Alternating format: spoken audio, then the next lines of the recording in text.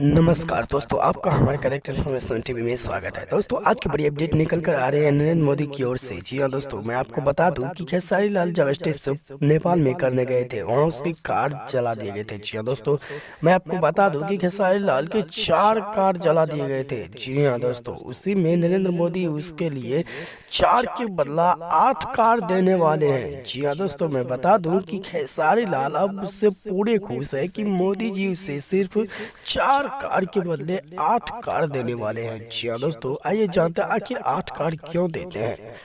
पहले मैं बता दूं कि खेसारी लाल के ऊपर नरेंद्र मोदी पहले ही बोल चुका था कि अपना सुरक्षा स्वयं करना, क्योंकि आजकल कोई किसी का नहीं होता है। जी हाँ दोस्तों, मैं बता दूं कि अब खेसारी लाल अगर नेपाल प्रोग्राम के लिए जाते भी हैं तो वो सिक्योरिटी को लेके जाएंगे। जी हाँ दोस्तों, अगर वहां पर सेफ नहीं जाएंगे तो उसको वहां पर जाने से उसकी जान को खतरा भी है। जी हाँ दोस्तों, क्योंकि वहां पर एक बार हमला हो गया है। दोस्तों, मैं बता दूं कि खेसारी लाल एक भोजपुरी के सुपरस्टार है।